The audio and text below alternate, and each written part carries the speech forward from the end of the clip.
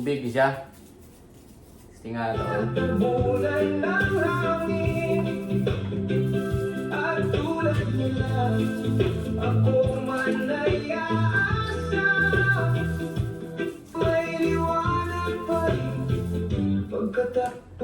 Kani siya nga cellphone guys. Bisan pag imo nang hugasan. May matandang tahimik na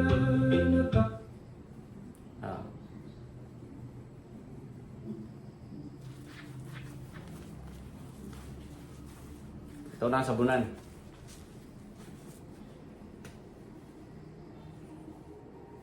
At ang ipalong ang music. Testingan na to.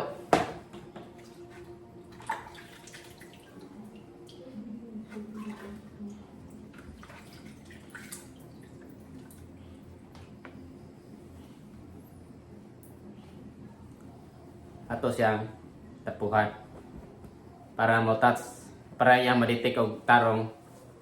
Ito ang fingerprint.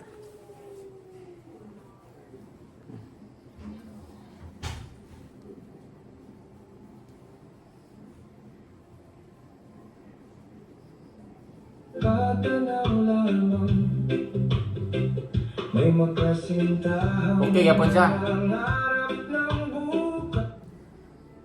Kung wala mo naka-ilaw kung saan nga cellphone, magbutang ra kog link, pwede ra na ninyo i-click kung saan sa katsada. Kani siya ako tabang na sa inyo para nga nana mo idea. Kani siya nga cellphone baratohon ra rin. Ikumpara nimo sa iPhone 13, lupigon og kamera ang iPhone ani. Og sa kanang tawag ri og ligunay, humul-humol lang tubig. Kani siya proven and tested na nako ni. So gusto na ko ni i-share sa inyo. Para nga kung makapalit mo ani, makashare po mo sa uban, makatabang po ko or say basta tsada ni siya muna akong i-recommend sa inyo. Bisan pag inyo ning ihulom, maligo mo sa swimming pool, maligo mo dagat, unsa pa na diha, vlogging mo ilang tubig pwede ra gyapon. Tubig niya, kung ulo mo utro.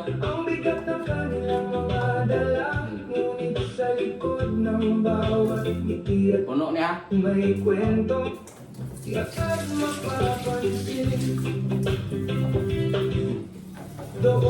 Pero sana sa ilam sa tubig, dili kaya niya makuha ng bluetooth. Kaya nakahulong na siya. Itong sa tahon.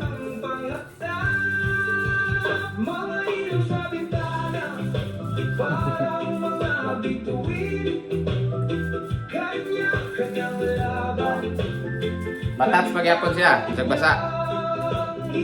Sana siya nga cellphone, Redmi Note 15 Pro 5G.